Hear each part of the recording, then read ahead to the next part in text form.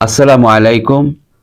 প্রিয় দর্শক শ্রোতা ভাই ও বোনেরা, আমি সাইদ হাসান। সবাইকে আমার আন্তরিক শুভেচ্ছা, অভিনন্দন জানাই। ইসরায়েলের পতন কি শুরু হয়ে গেছে? ইরানের পাল্টা আঘাতে ভেঙে পড়েছে তেল আবিব। আজ আমরা এমন এক সত্যের মুখোমুখি দাঁড়িয়ে, যা বিশ্বের সবচেয়ে হিংস্র ও আধুনিক সামরিক শক্তির অহংকারকে ধুলোয় মিশিয়ে দিচ্ছে। হ্যাঁ, আমি বলছি ইসরায়েলের কথা। যে দেশটি নিজেদের দুর্ভেদ্য বলে মনে করত, আজ ইরানের পাল্টা হামলায় স্তব্ধ হয়ে পড়েছে। ইরান আর হুমকি দেয় না, সরাসরি অস্ত্রের ভাষায় উত্তর দেয়। ইসরায়েলে একের পর এক সরাসরি ঘাঁটি, radar base, defence command centre ইরানের নিশানায় ধ্বংস হচ্ছে। ইরানের কৌশল ও নিখুঁত লক্ষ্যবস্তু নির্বাচন, ইরানের যুদ্ধনীতির সৌন্দর্য লুকিয়ে আছে তার কৌশলগত নিখুঁত চিন্তাধারায়। তারা কখনো জনবসতির দিকে আঘাত হানে না, বরং সরাসরি আঘাত করে সামরিক কাঠামোর মূল শিরায়। তেল আবিবের কাছে মোতায়েন আয়রন ডোম, ব্যাটারি থেকে শুরু করে গোপন অস্ত্রাগার সবই ইরানের নজরে।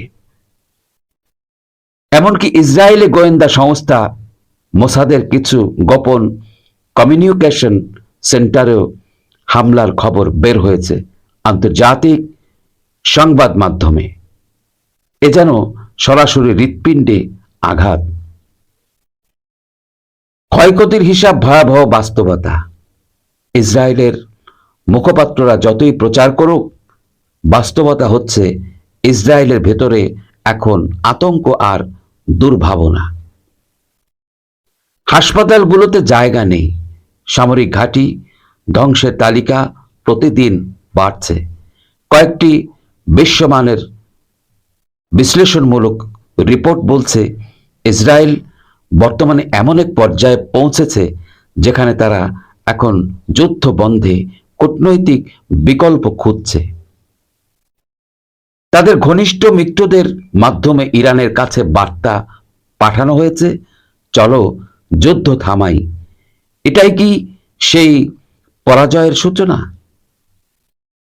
ইরানের মনোবল ও আদর্শিক অবস্থান। ইরান যুদ্ধ করে অস্তিত্বের জন্য নয়, বরং তারা যুদ্ধ করে মর্যাদার জন্য। তারা জানে বিশ্ববাসী তাদের বিরুদ্ধে প্রচারণা চালাচ্ছে, কিন্তু ইরান নিজেদের কণ্ঠে নয়, কাজ দিয়ে জবাব দেয়। আজ ইরান একাই একটি পরাশক্তির প্রতিচ্ছবি, যে দেশ অন্যায়ের বিরুদ্ধে মাথা নত করে না, বরং চ্যালেঞ্জ করে। পরবর্তী সম্ভাব্য পদক্ষেপ ও বিশ্ব প্রতিক্রিয়া। এখন প্রশ্ন হচ্ছে, এই সংঘাত কি থামবে, নাকি এটি রূপ নেবে একটি পূর্ণাঙ্গ মধ্যপ্রাচ্য যুদ্ধের?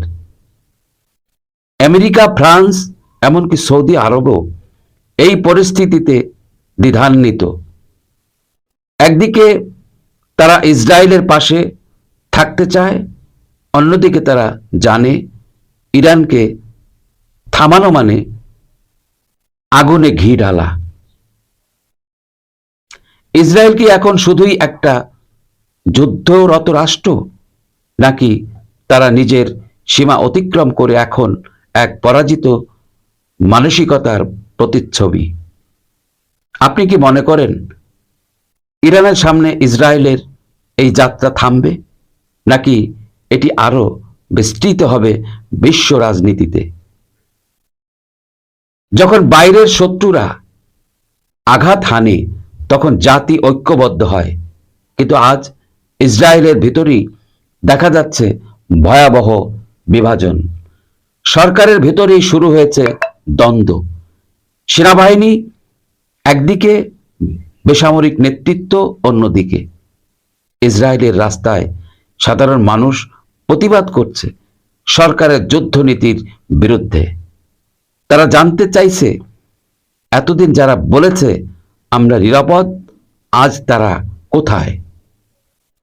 গণমাধ্যম ও গোপন চুক্তির গুঞ্জন। বিভিন্ন আন্তর্জাতিক গণমাধ্যমে গোপন তথ্য ফাঁস হয়েছে, যেখানে বলা হয়েছে ইসরায়েল যুদ্ধ বন্ধে মধ্যস্থতা চায়। তারা যুক্তরাষ্ট্র ও ফ্রান্সের মাধ্যমে ইরানের সঙ্গে আলোচনা করতে চাইছে, যাতে অন্তত সাময়িকভাবে হামলা বন্ধ হয়। এমনকি গোপনে কিছু অংশে যুদ্ধবিরতির চেষ্টাও নাকি হয়েছে, যদিও প্রকাশ্যে তা অস্বীকার করা হয়েছে। তবে যুদ্ধক্ষেত্রে বাস্তবতা লুকানো যায় না, কারণ সত্য গোপন থাকে না। মধ্যপ্রাচ্যে ইরানের প্রতাপ ও প্রতিক্রিয়া। ইরান এখন শুধু ইসরায়েলের প্রতিপক্ষ নয়, গোটা মধ্যপ্রাচ্যে একটি সাহসী শক্তির প্রতীক।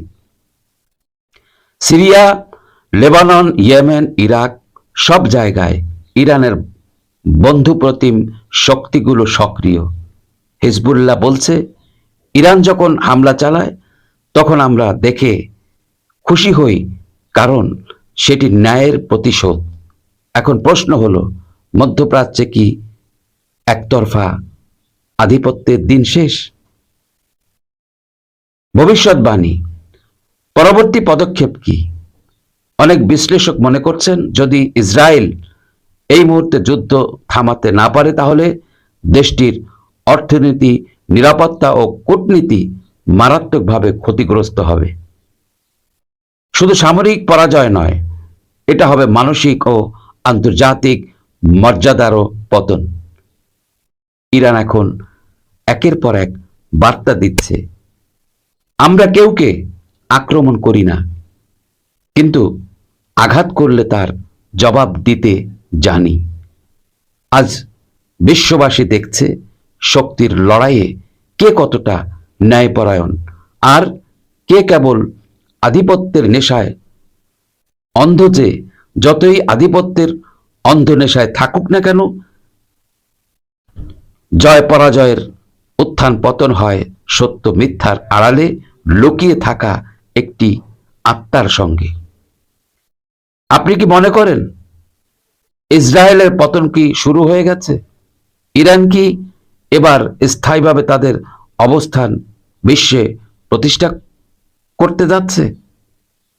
বিশ্বের প্রতিটি মানুষের মুখে মুখে ইরান ইসরায়েলের যুদ্ধ নিয়ে ভিন্ন ভিন্ন মত প্রকাশ করছে।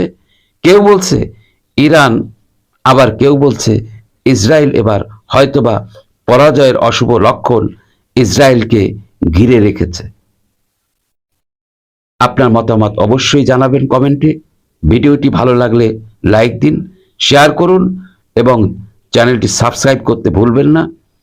ভিডিওটি সম্পূর্ণ দেখার জন্য আপনাদের সবাইকে অসংখ্য ধন্যবাদ জানিয়ে বিদায় নিচ্ছি। সবাই সুস্থ থাকবেন, ভালো থাকবেন। আল্লাহ হাফেজ। আসসালামু আলাইকুম।